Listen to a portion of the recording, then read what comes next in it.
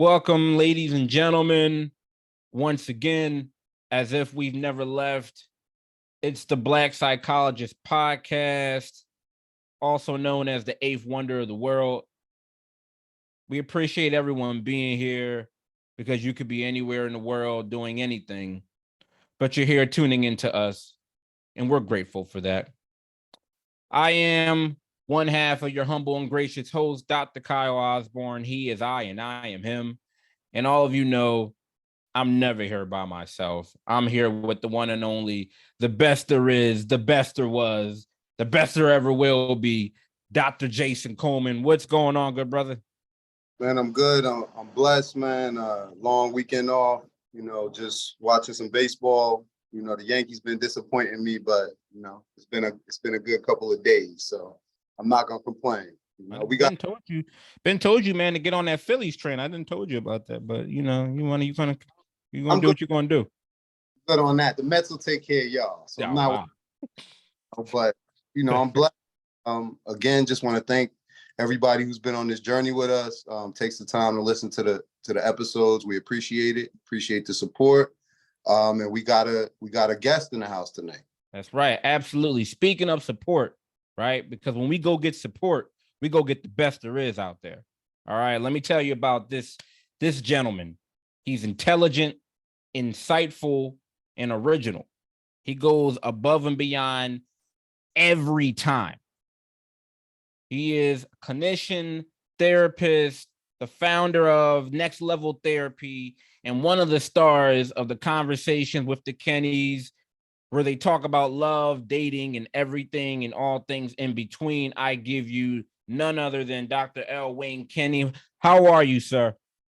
I'm good. Thank you for having me, both you brothers, for having me. I want to thank the Creator for giving us another day, and I'm blessed to be here with you. Yes, sir. Yes, sir. We appreciate you being here, taking the time out of your schedule to come hang out with us. This is just, we're beyond words. We really appreciate it. Absolutely. I'd be remiss if I didn't ask you and say happy belated Father's Day to you. How was it for you? How was your Father's Day? Father's Day was great. The kids took me out to a restaurant. Ashley was there. We just had a ball. I really love children. I started off this journey behind my children, so to see them now as adults is really gratifying to me because I've been on a long, hard journey, this thing called life. I'm happy you said that, Mr. Kenney. You said the kids took you out, and that's the way it's supposed to be. Because for historically, the dads, we don't, it's not as much emphasis and urgency that's put on us when it comes to Father's Day, right? Like, with the moms, and I'm not, taking anything away from moms, because moms, they deserve all the attention and all the urgency, because without them, there is nothing. At the same time, full well the urgency of getting mom a gift. The restaurants are completely booked up, and when it comes to dad, it's like, oh yeah, just make a reservation. Come on down, we got you. We got plenty of space. Or they don't know. We get the ties and the power tools that we didn't even need, or all of these non-thought put in kind of gifts. So we're gonna put a whole nother episode dedicated to the underlying reasons of that. That'll be a story for a different day. But absolutely, I'm happy to see that they celebrated you, and rightfully so. That's what I'm talking about. Jay, how about you? You do anything for Papa Coleman? Yeah, of course, man. We always get together, and show him, his respect, of course, because, me and my brothers obviously wouldn't be anywhere, without my father being a strong example. So always want to give my, hats off to Dr. Coleman. He's the first one through the door, the general, blazed the trail for my whole family. Again, changed the course of our family in one generation, right? So I'm gonna always be thankful for his example, and the fact that I still got him. So, appreciate, my pops. And what about you? How was your Father's Day? It was cool. My daughter and I, we went and shot 18. We went to the golf course. She's she's been interested in golf. So originally it was supposed to be my daughter and my dad and I, because my dad, he's played golf for years. And so she has been starting to gain some interest and wanting to learn how to play golf. And so I felt like it would be a cool thing for all three of us to do it.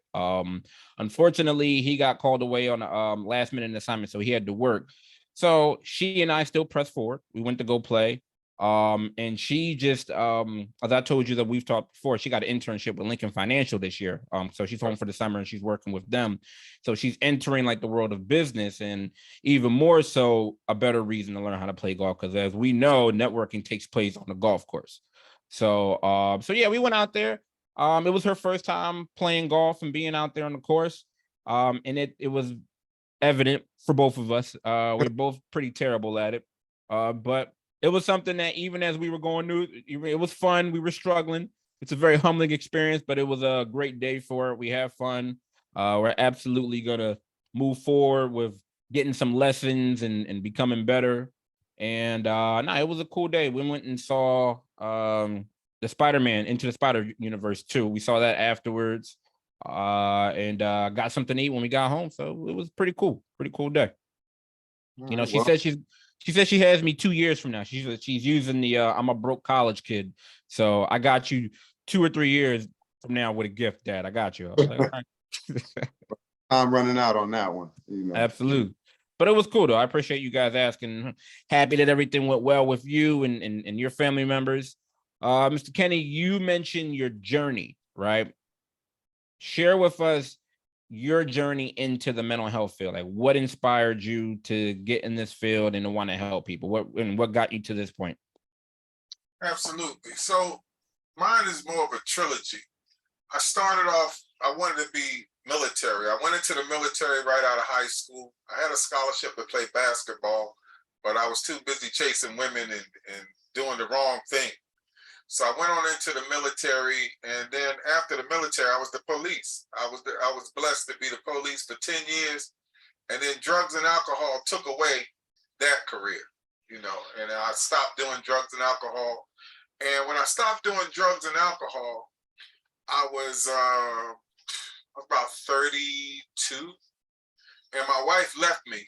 She left me with 3 kids, no car, no house. I was homeless. You know, for 2 years, I was on welfare, number 8. I still remember my number.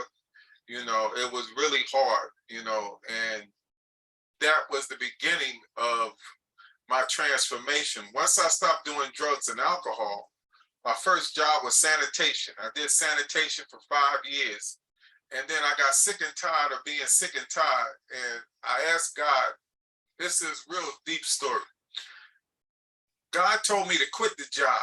Now, at the time I was doing that, and I was also running a club. It was the biggest strip club in Philadelphia.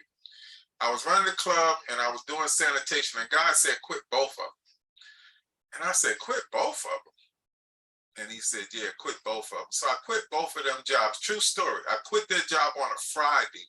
And that Monday, the guy that took my place put a piece of metal in the back of the truck, and it swung around and hit him upside the head and killed him.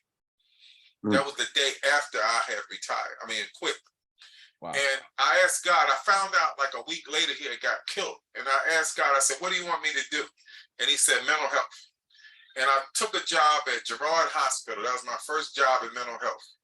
And I worked at Girard Hospital for a while. And then I went from hospital to hospital. And then I went to Einstein. I became a supervisor at Einstein Hospital. Once I became a supervisor at Einstein Hospital, I got real comfortable. That's where I met my wife, Mildred. We met in the crisis.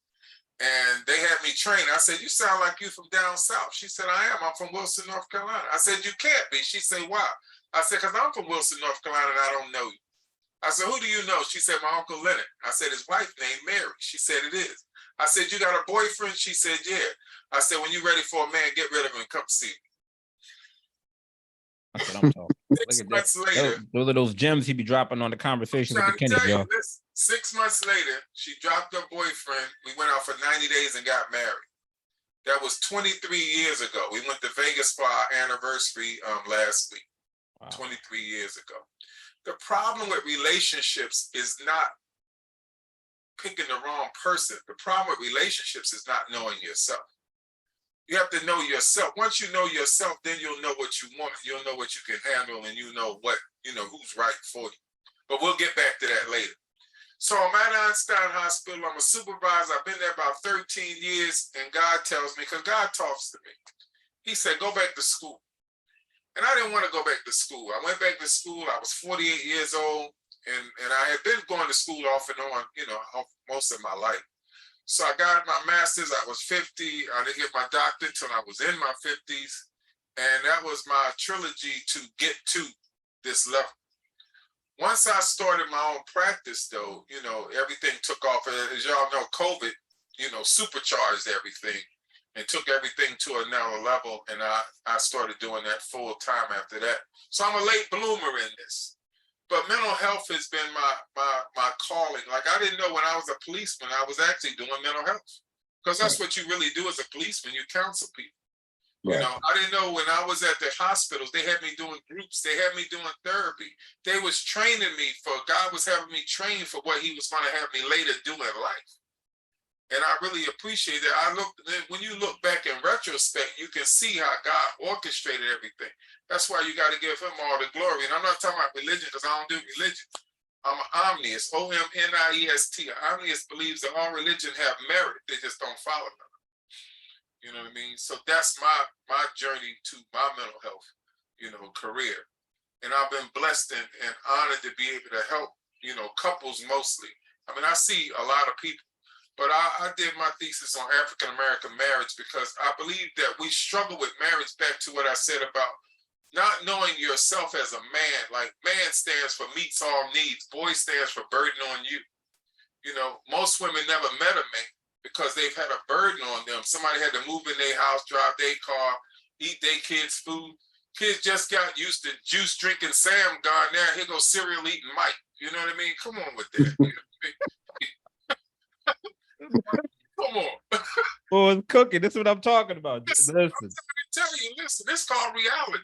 See, the day they did a sugarcoat class, I wasn't there, because I can't sugarcoat it for you. It's called reality.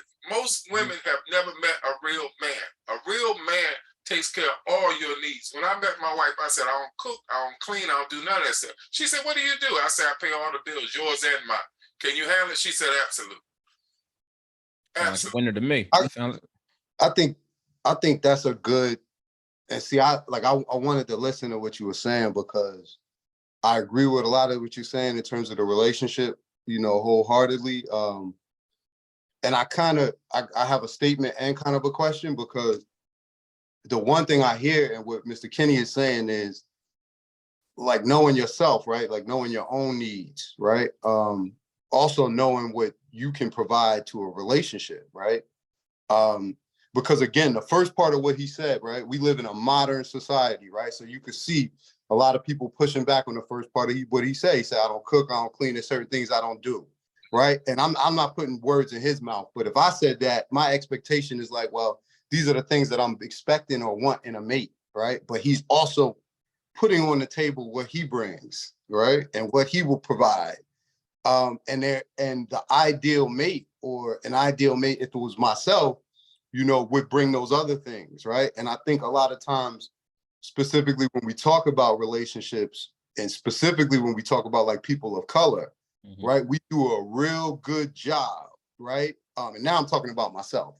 We do a real good job at saying, either what the other person is not bringing or what we demand, right? But what we don't do a good job of is having insight as to what we bring, right? Whether that be good and bad to the table, and our deficits.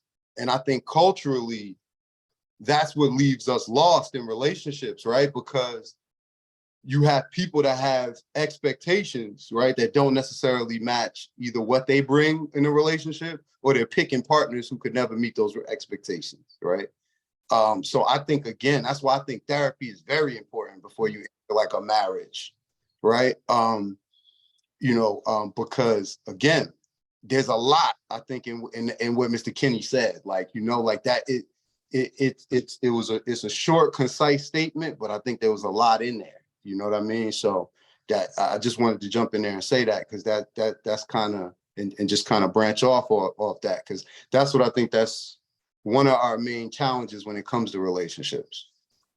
Have you noticed, Mr. Kenney, that especially in your experience when you're counseling couples, have you experienced or seen that you have possibly couples or maybe somebody within in the relationship that's kind of constantly comparing themselves to maybe like another relationship, whether it might be their parents' relationship or it might be their siblings' relationship or their friends' relationship, where they're constantly kind of utilizing that as like a reference, or they're basing it as that's what a relationship is supposed to be. Have you seen that? Absolutely. Now, that's a good, I'm glad you brought that up. Everybody has an idea of what a husband should be and what a wife should be. So when I'm counseling couples, I want to know what your view, young lady, of what is a husband. I want to know what his view of what is a wife. And normally, like you said, it comes from their parenting. It comes from the father, strong father at home for her, strong mother at home for him. And for example, a wife for me is to do those things: cook, clean, raise the kids, all that kind of stuff. But I'm old school. You got to remember that I come from before color TV. I'm dating myself. There wasn't no color TV, and it wasn't no computers. It wasn't no cell phones. It wasn't all that. It was actual people interacting with each other. Now, back in the 60s, women mostly stayed home because the bills weren't that much. Your mortgage might have been $40 or $80. You know, that was your mortgage back in the late 60s. But inflation hit in the 70s when Ronald Reagan was in there and everything skyrocketed. And that's when women went to work. And that's when the equity started being different, right? Now the women have to work and they were expected to still do the old school stuff, which is, you know, cook, clean, and all like that. And that's when they started talking about women's led. We want men to do this and that. Third, I get that. When I met women, like I said, I could introduce myself. You know, I'm Wayne. I don't cook. I don't clean. And women would tell me, I don't want you. You don't cook. You don't clean. I don't want to be with you. You know, and that's fine. Listen, but I gave you a choice. That's my point. Knowing who I am, I give you a choice. You can make a conscious choice of what you want. Most men don't know what they want or who they are. They can't stand 10 toes to the ground on who they are. They've never been raised to open the doors. They've never been raised to pay the bills. They've never been raised to do these things. I didn't learn these things from at home. I didn't have my father never lived with my mother. My stepfather was never home. So I had to learn how to be a man on my own. I had to learn the hard way. Everything I learned the hard way. But to me, man stands for meets all needs. Once again, I need to meet all the needs of a woman. A woman needs to be met on 3 levels. She needs to be met emotionally, she needs to be met physically, and she needs to be met financially. For making her feel safe in those 3 areas should give you the one thing that men need, which is respect. All men need is respect. If you have any problems with a woman, it's because she's not respecting you. And the only reason she doesn't respect you is she doesn't feel safe. I check in with my wife regularly to make sure she feels safe, to make sure she's physical needs is taken care of, her spiritual needs is taken care of, her financial needs is taken care of. That's what a real man does. And I don't want to keep harping on that, but a boy, burden on you is a burden. He's not going to take care of you mentally. He's going to be, you're going to wonder where he's at. You're going to be wondering what he's doing. The bills aren't going to be paid. You're going to wonder how the bills are going to be paid. How could you possibly be safe in those scenarios? But you married him knowing these things. See, I'm not going to let you walk the hook with it. You married him knowing that he wasn't paying the bill. You married him knowing that he had a drinking problem. You married him knowing. Women take red flags and make heart symbols out of Yeah, yeah. I think it. You know that's what I the mean? issue. It's like it's not even 1 or 2 red flags. It's like it turns into a collection, right? It turns into a collection, and something that you said earlier is like you said is that reference, right? Where you're constantly comparing what you think is a healthy relationship or what a relationship is supposed to look like. Like it's always been, I feel like, and I've told, clients that it's hard to see, you know, your version or what you're going to struggle, right? You're going to struggle with whatever that version of success or whatever the relationship, if you're continuing to live based off of somebody else's reality. Like everybody's situation is different. Everybody's journey is different. And it's on the job training. Like you learning how to be a provider or how to be a man is on the job training. Even if you come from a 2-parent household and you're getting those lessons, it's still going to be different, right? You're growing up in a completely different era than your parents. So the circumstances are different, the variables are different, the resources are different. Still, like you mentioned, a lot of people will, all right, well, this is what my mom says, or this is what they did then, or this is what my friends are doing. They're doing X, Y, and Z. And then you're just going to continue to struggle because that's not your situation. It's that self-awareness that I think you were talking about earlier. That's right. And relationships really aren't hard. The man takes care of the woman takes care of the man. They ain't real complicated.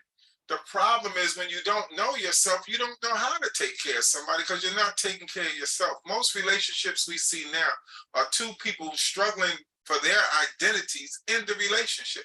I need you to be what I want you to be.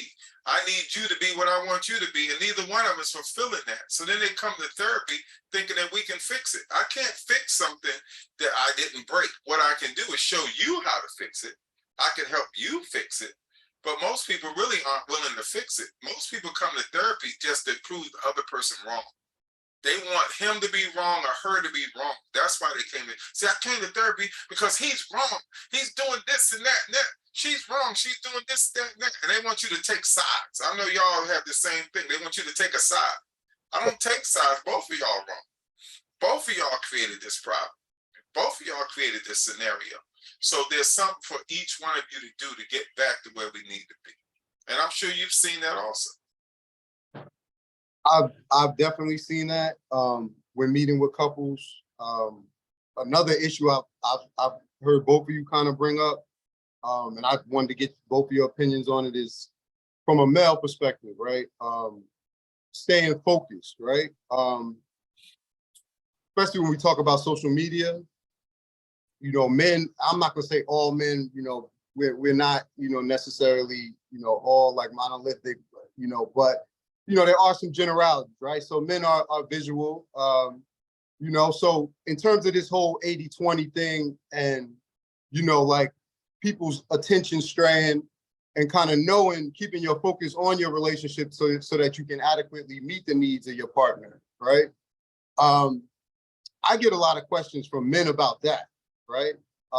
Because again, like, when we talk about groups, when we do have like confidentiality, when the space is safe, you know, I do have men asking me questions that are fairly simple, but things that, you know, we go through, right? So I'm in a relationship, you know, I appreciate my, you know, my significant other, but how do I know this is the one, right? Or, you know, I'm still attracted to other people, right? So again, we're talking about needs, right? And I've seen a lot of men ruin their relationships, you know, kind of prioritizing things that aren't necessarily needs, right? So I want to know what you guys' opinions are on that, whether you see that either in practice or in your day-to-day lives, and like what's kind of advice that you two might give people to deal with, because whether it's personal and just, you know, like family related or friends, you know, I get those questions like, yeah, you know, is that 80-20 a real thing, you know, and you know, how do we manage it if you're going to be a productive husband or father or just a productive partner, right? Well, that's a good question. And people always asking about the 80-20. And that's just a rubric that people use just in generalities. But in any relationship, sometimes it's going to be 80-20, 70-30, 90-10, 99-1. You know what I mean? It depends on what day it is. You know what I mean? That rubric can change. So I don't go off that. That goes back to knowing yourself again. If you still want to mess around with other people, then you got to know yourself well enough to know that that might not be something you're willing to give up. And if it's not, then be honest with them, because we live in a world now with open marriages. I got poly couples I've seen. You know, the thing is about being honest and the honesty piece, you know, but it depends. It's an age group thing too. My age group probably doesn't believe in honesty as much as your age group, because my age group is more into, it's not what you do, it's how you do it. That's my age group. You know what I mean? That's a real interesting point too, because I'm starting to see like a lot more couples that are interested in exploring, like, you know, polyamory. I hope I'm using the term right. And just kind of alternative relationship styles. You know, so it definitely seems like it goes right along with a lot of things that kind of people that are, I don't know, I don't want to just pick a number, but younger people, maybe 45 and under, I guess is a general line. Just more comfortable, I guess, with same-sex relationships, discussing their sexuality, exploring it publicly. So I think that's a good, that is a good piece of advice, just in terms of, having that safe space and being honest with yourself first and foremost, right? So that does kind of go back to knowing your own needs and yourself. Yeah, and I think also, to echo a couple of things that you mentioned, Mr. Kenney, is also acknowledging, right? I think we have to be realistic with ourselves. As I'm just going to speak as generally as men, like, just because you're in a relationship doesn't mean that you're not going to be attracted to other women, right? It's not a situation where we can just all of a sudden code switch because you're in a relationship that you care about, that you want to work, and you're putting the work in and you're invested in. It doesn't mean that you see somebody attractive walking down the street and all of a sudden you're blind to that, right? Like that's unrealistic. I've, recommended, like, acknowledging and practice some acceptance. Like, yo, you're still going to be attracted to whatever you're attracted to, even though you're in a relationship. The biggest difference is, how do you manage that, right? When you're young, a lot of times we're acting on impulse, right? We're not in that place where we're really understanding the foresight, or we have that long-term thinking of, okay, if I go ahead, even though I'm in a relationship, and I go ahead and I act on this, what's going to be the devastating impact, right? How is it going to impact everything at home? I think when you get a little older, and Mr. Kenney, you mentioned it, you make all sorts of mistakes when you're young, in the past, right? When you're making these mistakes and then you realize the consequences, it doesn't just affect the relationship, but then it affects other different aspects of your life, right? You get to see how it affects your kids. You get to see how it affects your job, your income, all these other different things. But you weren't thinking about that when you were younger because you were just thinking about trying to get it in. Now you're older, you're wiser, and it's like, okay, even though I'm attracted, am I still going to act impulsively and do this act that could completely jeopardize everything that you've worked hard for, everything that you've invested, everything, not just the relationship, but everything, like you said? Because now, like, we all know that a relationship is a system, right? When you have a family, it's a system. Now, when one part of that system gets affected, everything else is going to start crumbling down. So now, as you get older, it's almost like, oh, am I in a position, or do I even want to risk that just because I saw somebody attractive walking down the street, or I work with this person, or whatever the case may be? I think you start making wiser decisions because, one, you've experienced it, and then two, you're looking at it through a different lens now, right? It's a more mature lens. It's more of a long-term thinking, as opposed to, let me just do this and I'll just deal with the fallout later on. And I think that acknowledging is like, okay, like, you're still going to be attracted to people. Nothing's going to change that. But it's just more the acting aspect that I feel like changes in our decision making. Jay, like, we've talked about that on previous episode. The biggest thing it comes down to is better decision making. When you're making healthier or wiser decisions, then things typically work out a lot better for you. Absolutely. 70-80% of infidelity normally happens on people's jobs. Because those are the people you're in close proximity with, and you start getting an attraction to them just from familiarity, being around. You've been around this girl for 6 years. She's always been cute, and like, you've always flirted with her, whatever. You know what I mean? You didn't mean no harm or nothing, but now it's not going good at home. And this woman says, "Man, look, if you was mine, you wouldn't have to go through all that." You know what I mean? Why don't you come over for dinner tonight? You know what I mean?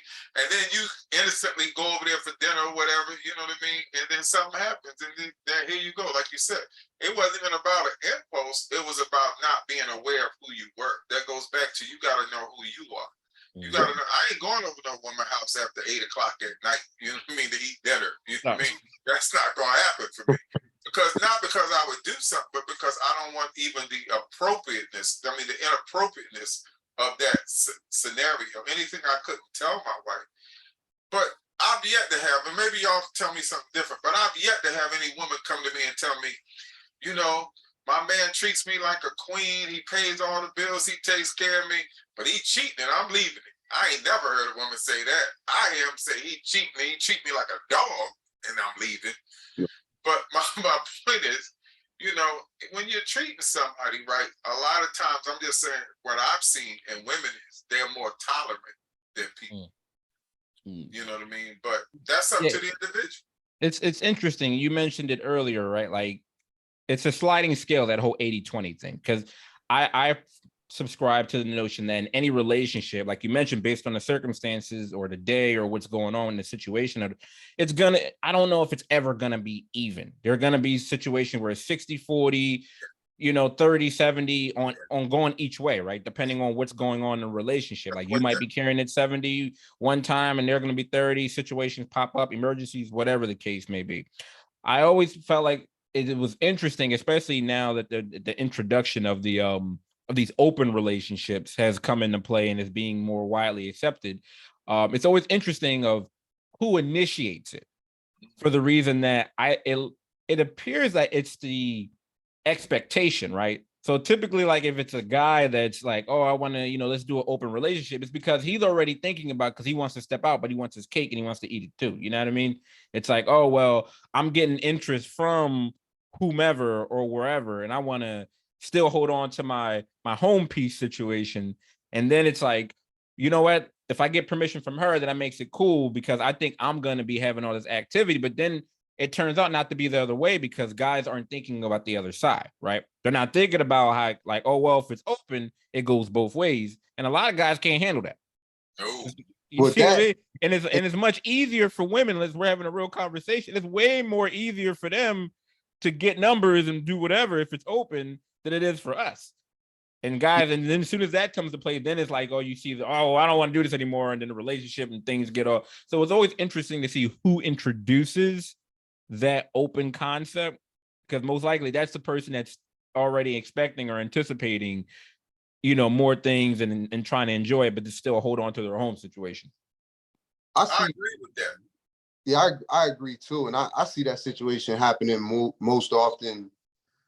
Like if we're talking about an open situation, like where two people meet and set that boundary from the beginning, rather than like you in a relationship, that's your girl, that's your wife for 5 years, and y'all wake up and you're like, well, you know what, we're gonna go to a swingers club tonight. Like it's that. I mean, I get what you're saying. Like that is probably one person maybe trying to push that lifestyle, introduce it. But what I think is probably more common, would be two like-minded people kind of setting that boundary from the beginning. You know what I mean? But because again, that comes down to knowing your own needs, right? And if you know you that type of person, then that's the type of boundary you're gonna have to accept that and set that boundary, right?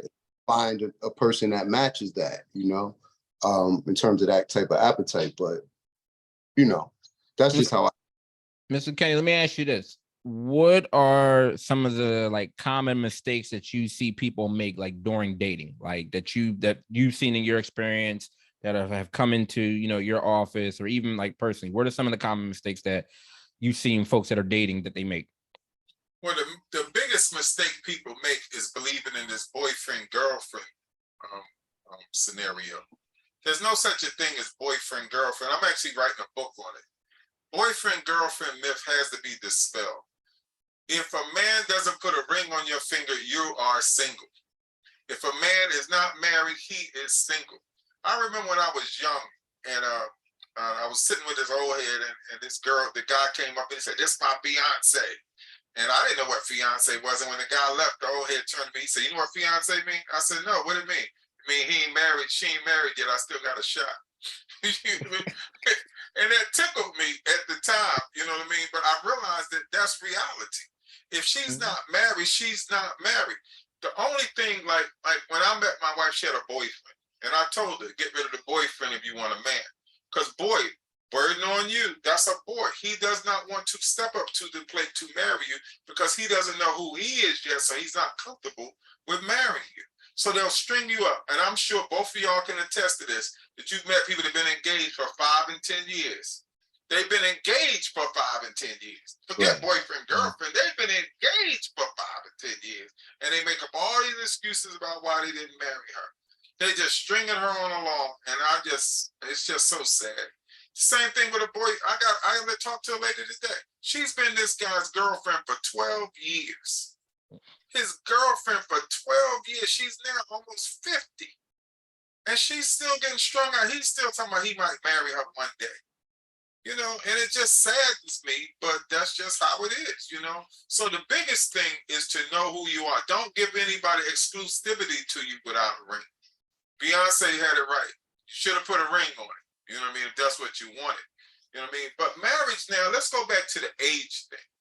Now, if I'm 35 years old, there's no way in the world I'm getting married in the world I live in today. That would be ludicrous. Y'all got so much access to social media, and I can date people all over this country on the internet, and I can do wild. nowhere in the world.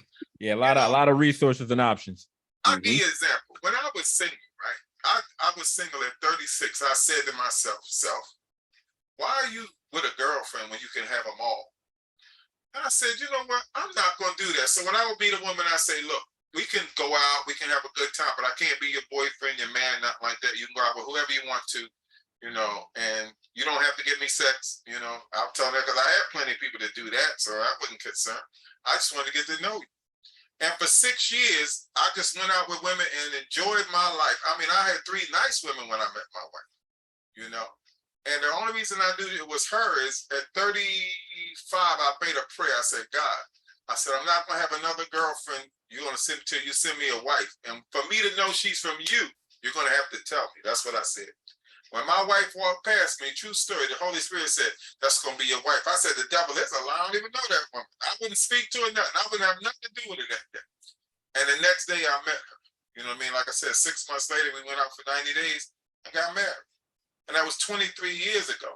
But my point is, I knew who I was. We are in a different age group. I was 42 years old. I had all the fun I wanted to have. I've been playing all I wanted to play. Now I was serious about my life, about building. You know, I tell you, the first 40 years of childhood is the hardest. You know what I mean? That's how you learn how to be a man in the first 40 years. You know, and when you hit 40, you're supposed to know something. You're supposed to step up to the plate at 40 and do something different. Now, if I'm 30-something years old, no, I'm not going to subscribe to religion. I'm not going to subscribe to marriage. I'm not going to subscribe to none of that because I can have it all. Why would I take some of it when I can have it all? That doesn't make sense to me. But my age group is different. My age group don't want it all. We want quiet. I want to come home. I want a nice meal. All I want is peace and quiet and to travel. I love to travel. We travel all over. We're going to go to Egypt soon. You know, and that's what I want. I mean, everybody should get what they want out of life, but you got to know what you want to get what you want. Most black men don't even know what they want.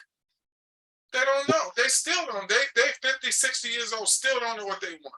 Still stuck in the bottom. Still stuck on the dead end job. Still stuck, not knowing that they could have had a better life. You know, and if you don't know that you can do better, if you don't have any mentors, black men need mentors. I mentor young men now. I would love to mentor some people to be therapists. You know, there's not enough black therapists. You know, I don't even have time. I don't have room to see everybody. I'm sure y'all the same way. You don't have room to see everybody. There's no black men therapists, and that's ludicrous because we're the main people that need it. But we've been taught at an early age that we don't need therapy. You weak if you need therapy. I'm not crazy. Why would I go see somebody? You know what I mean? So it's different. Y'all live in a different world than I came up in. I believe it's a combination of absolutely the resources, right? Like you have just a plethora of resources. It's no longer, you have to meet somebody in person. Everything, or at least the majority, it could be done online. It could be through an app. It could be through whatever the circumstances are, but digital. And in addition to those additional resources, there's also the self-judgment. Everyone is worried about what this will make me look like, what it sounds like, all this other different. I'm worried about what people think. I'm worried about perception. Well, perception is reality, and that's not, I can't tell you how many clients I've said, no, perception is not reality. Reality is reality. Right. And it's, if they take that approach that you mentioned of being honest, if you're like, hey, you know what, I'm 25, I'm 35, I'm in my 30s. I'm just working and I want to have some fun. So that's okay. Right. It's okay to acknowledge that and say, hey, I'm not making myself exclusive to anyone, whether you're male or female. Right. I'm not making myself exclusive. I'm out here to have a good time. I'm focusing on this, and I just want to kind of date around. I want to do this. I'm not looking for a relationship. And if you're honest, like you mentioned, you're giving the other person the choice, right? They can either go along with that or they won't go along with it. But either way, you've given them a choice, you've been upfront with them. And it's also, you don't, even though you don't want to be in a relationship, you put yourself in a relationship because of, well, I don't want to look like I'm just whoring around. I don't want to look like I'm this dude that, just popping everything in the neighborhood. Like, no, you're being honest.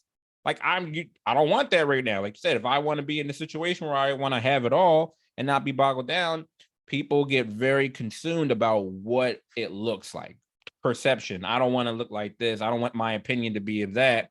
So they might put themselves in a relationship that they don't really want to be in.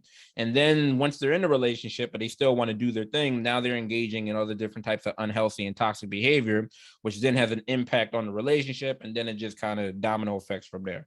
So if you're honest about that's where you are in life and not worried about what people are going to think of you or your opinion, you're in a better position to kind of go forward. And then, you're just focusing on yourself.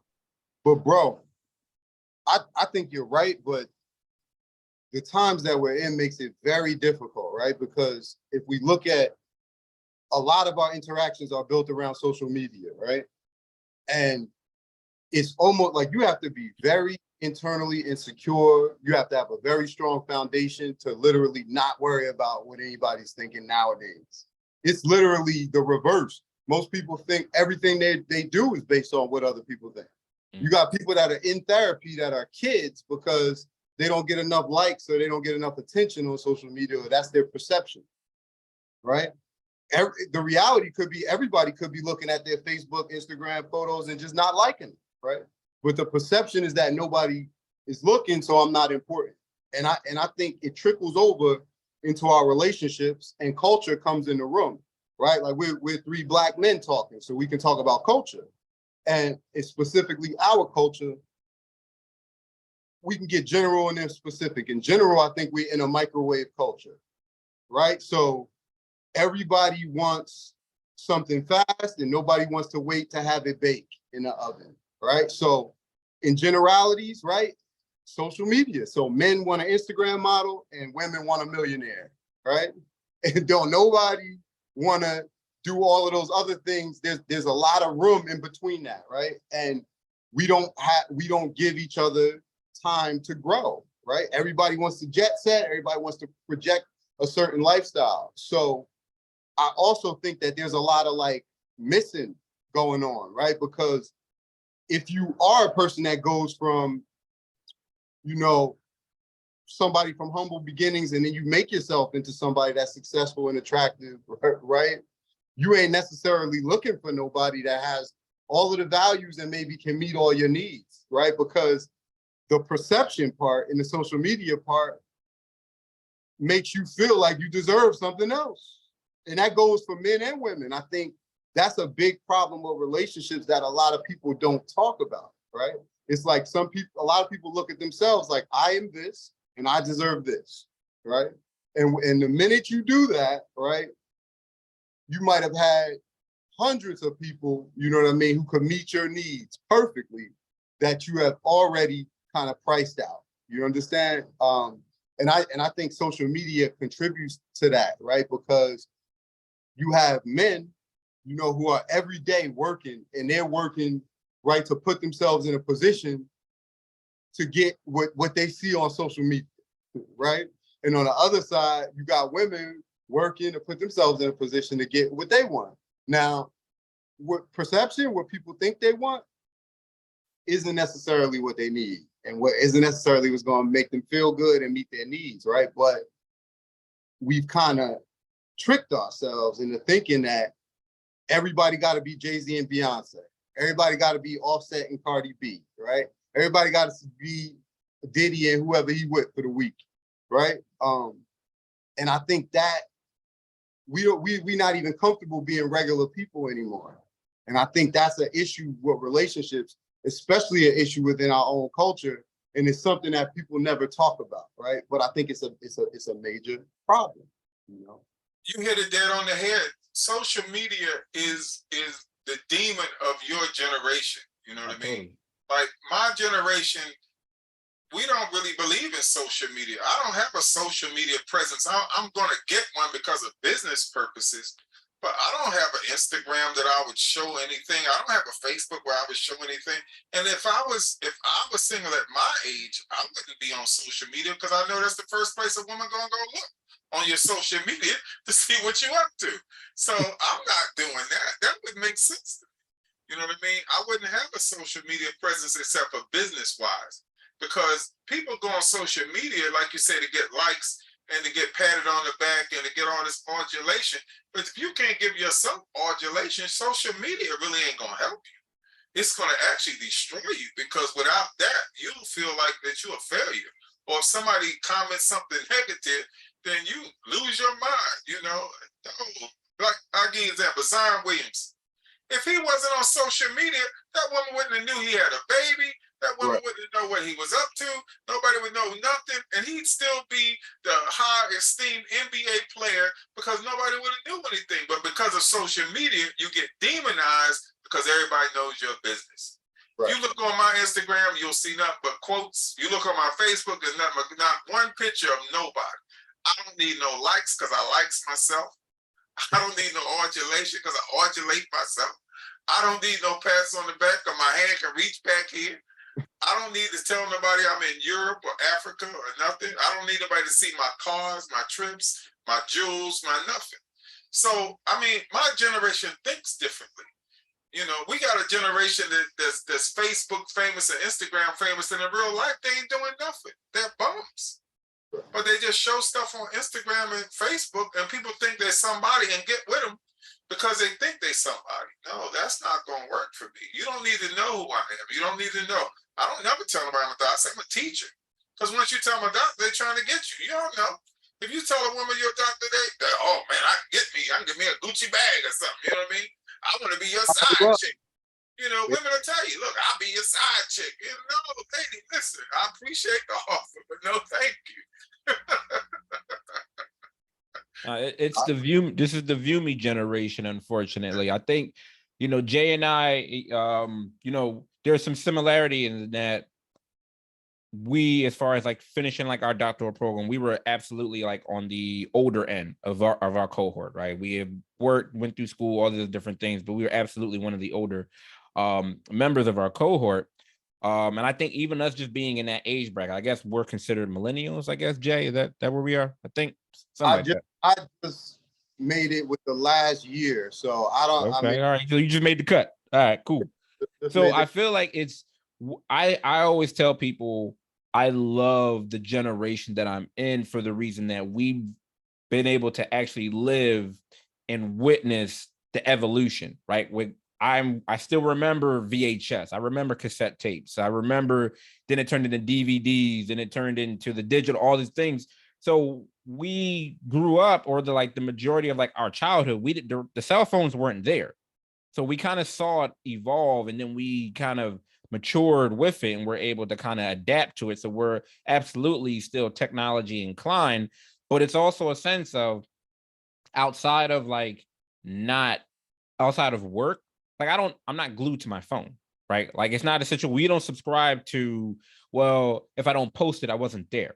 Like this generation, or like my daughter's generation, that's it. Like she can't go anywhere without the phone. Like it's like she will be on the phone until it dies, and then she'll plug it in, and she's gonna be on the phone while it's charging. You see me? Like if that's what they grew up, it's almost innate for them. Unfortunately, like this is the view me generation where everything goes through that. Like I'm happy that I arrived during this time period for the reason that we have a point of reference. Like we've been able to exist without depending on the phone. But absolutely, that kind of goes back to our original point, is that a lot of individuals are basing their success, their relationship on others, right? What they see on social media. Oh, this is what's being posted. I got to get to that, right? Like you have people saying, oh, well, you know what? if you're not in Vegas during this weekend, if your man ain't flying you out to Vegas, then your man is a bum. You're such and such and such and such, and you have individuals that will subscribe to that. If you're not flying me out to such and such during, you know what I mean, during the tank fight weekend to Vegas, like, oh nah, your man is this, or is your girl ain't doing such and such. This is their point of reference. This is where they're subscribing. This is where they're saying they're basing their relationship successes. And so now they're not even in a place where they can feel that they can be honest. And then everything, like you mentioned, is being all of the events, everything is being put into Snapchat, Instagram, Facebook, whatever the situation is. And it has to be in there because they don't know any other way than to kind of do it. They have to get, like you said, that validation. They have to get that support. They have to get that acceptance from individuals they don't even know in order for them to go forward with it. I got couples breaking up because the man won't stop following Megan Thee Stallion. The wife won't get off of somebody's Facebook, keep liking this guy's Facebook. You know, there's a thing called digital addiction now, and they trying to put, I think they might be trying to put it in DSM. And digital addiction, it's a show called Digital Addiction. It's on cable, it's on A&E. Oh my goodness, it's just blew my mind. This lady was so hooked on Instagram and Facebook, she quit a job just so she could be on Instagram and Facebook, or her husband left her. She didn't even notice he left. Oh, The wow. little boy was so hooked on his video game, they tried to take it from him. He assaulted them physically, assaulted his parents. You know what I mean? It's a whole new generation of digital addicted people.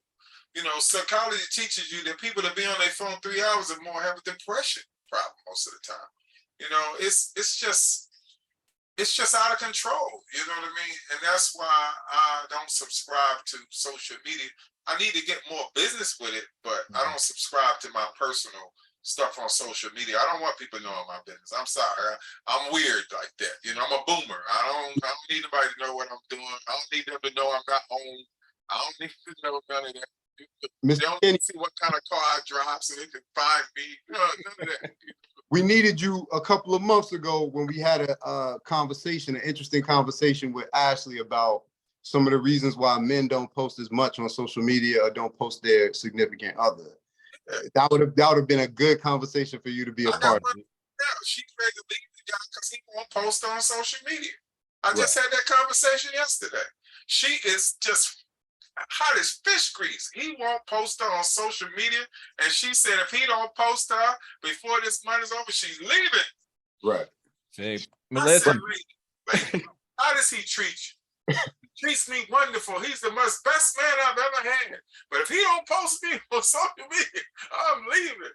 I said, lady, please stop. It blows my mind. It blows my mind that the validation can come through just posting a picture. It blows my mind, you know? And it could literally mean nothing to your partner. Like they could literally just not want their face all over the internet, you know? But I post my own picture. Why would I post somebody else? That's what we were saying.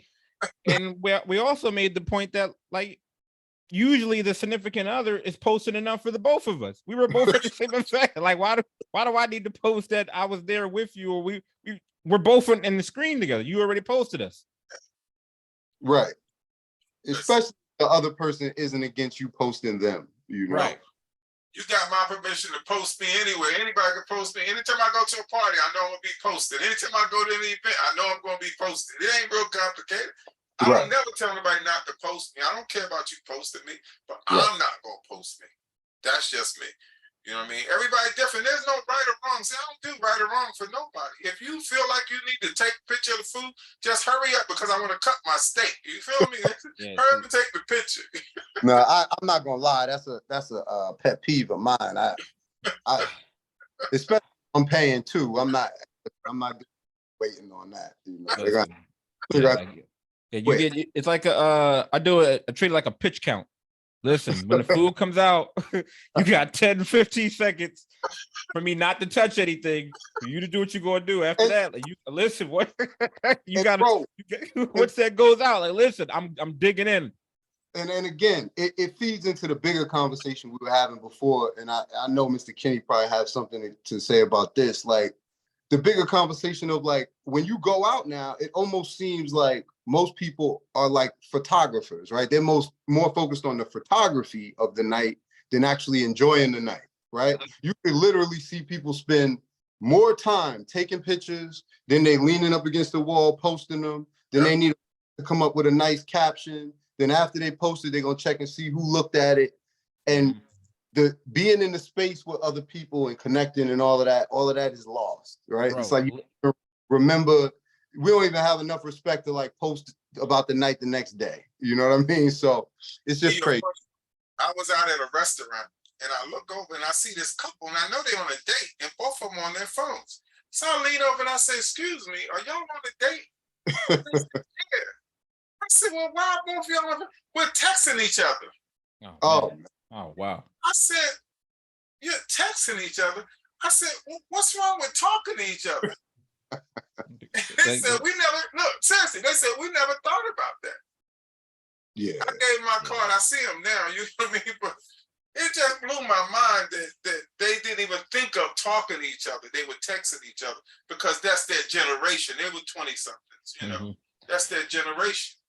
It was I recently went to the Roots picnic, the Dave Chappelle, when he was at the Wells Fargo when he came. And Dave Chappelle and like Kevin Hart and some of the like larger scale comedians, what they do is that to protect their IP, you can't take your phone inside. I was there. So you gotta put your phone in the pouch. And I like, you know, of course we get into the people watching thing, and to actually see people engage with each other because they had no choice, right? You took away that environmental stimuli, right? You took away that variable, and now you have to focus on, you know what I mean, the person that you're with. Like, I saw more, based on like other comedy shows and concerts that I've been to, I saw more engagement with people that are sitting next to each other, people with the person that, like, total strangers, you didn't know each other, but you were more engaged in the show. You were more engaged with like the people sitting in front of you, behind you, because you weren't distracted by your device. Right. You were more present, right? You were more aware of what was taking place, and you were able to enjoy what was going on. Like, it was, I'm hoping that more acts do this. Like, I know it's expensive to kind of have that contract and have utilize that resource, but like, just to see people actually engage in conversation, not waiting in line on the phone like you're talking. You see that?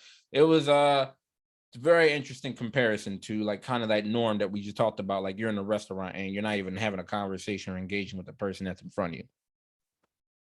You see what I mean? So, Mr. Kenney, that this has been amazing. We really appreciate you dropping the gems for us and our audience and our viewers. Before we get out of here, anything that you would like to absolutely advertise and tell people where they can find you, where they can reach you, where they can get your services, please let them know. Definitely. I'm the CEO of Next Level Talk Therapy, LLC. You know, we do have some openings. You know what I mean? You can find me on Instagram. You can find me on the internet, you know, different places. You know, Conversation with the Kenneys every other Sunday at 6 p.m. will be on this Sunday.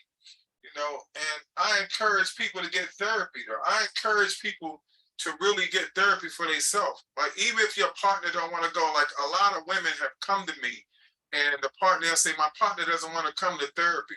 And then a month or two later, the partner will come and they'll say, "I see the change in her from what y'all been talking about. And I want that too. I want to get better too." And that's what really touches my heart. You know what I mean? This is my passion. You know, this is my God-given gift to be able to help people. You know what I mean? And I really appreciate forums like yourself. You know what I mean? We have to have more of these so that we can help more people. Thanks for having me. That's a really interesting. I'm really happy you mentioned that. I want to highlight that for the reason that when people will come and they say, "Oh, I want us to come in for therapy, but my mate doesn't want to do it. He doesn't like talking, or she doesn't like talking," and such and such. That typically they utilize, that's like a barrier. So now they won't even get the therapy, right? They won't even, "Oh, well, they don't want to go, so I'm not going to go." And you're absolutely right. Like, having an opportunity, well, if they don't, my mate doesn't want to go, then I'm going to go. And then, like you said, we know that it's been proven. There's data. There's, when you are engaged in treatment or in therapy, right, you're going to become a better version of yourself, which is the whole goal of it.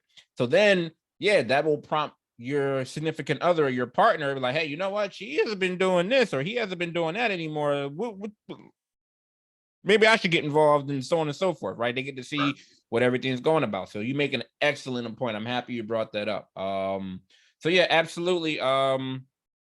Appreciate you coming in. Everybody, please check out the conversation with the Kenneys. He's dropping. You think this was something, everybody? Like, listen, when he's on there and Mr. Kenney, he starts cooking. All right. Even though, Ashley, who's a friend of the show, we love Ashley. We love Dr. Poole. So special acknowledgement to her. We'll hope to have her back here soon. Dr. Poole tries to, throw some things out there, to Mr. Kenney to try to trap him up. But, Mr. Kenney's an OG in the game. So, he's sitting there waiting and listen. Yeah, he's lit it. He listened the best. He be countering. Listen, he's looking like Mayweather out there with the defense. Listen, I'm trying to tell you. He drops a gem. He represents us, and he's absolutely so insightful with the information that he provides. So thank you again for having us on there. Jay, shopmentalhealthclothing.com, guys. It's hot outside. All right. Jay is an entrepreneur who has not only you getting your mind right, but your clothing right. So you can look good as your mental health is looking good. So we absolutely go out there, go to the website, go get some clothing. All right. Cause it's hot. Sun's out, guns out. All right. Jay, anything else before we get out of here? Of course, we want to thank Mr. Kenney. Hopefully it won't be the last time. Hopefully we can get you back on very, very soon. We'll talk about that soon after. But as always, we want to thank anybody who takes the time out of their week, their busy schedule to listen. We appreciate it. Appreciate all the feedback we get behind the scenes. And yeah, I'm always humbled by the support and just always want to take the time to say thank you at the end of the hour. And my man, Dr. Osborne, make sure that you promote Cammy's Closet before we get out of here. That's it for me. Yes, absolutely. Cammy's Closet Community Clothing Project. We just had a clothing drop off last week for a family from Penn. They're seeking like mental health services, and one of their social workers reached out to us a few weeks ago. We were able to provide some clothing to that client and their family. So that was a great situation. So the word's getting out. So absolutely, those of you that are interested in supporting us, camiscloset.org. That's KAMIS closet.org. Check us out, our community, Cammy's Community Closet, on all the different social medias, on Instagram, Facebook.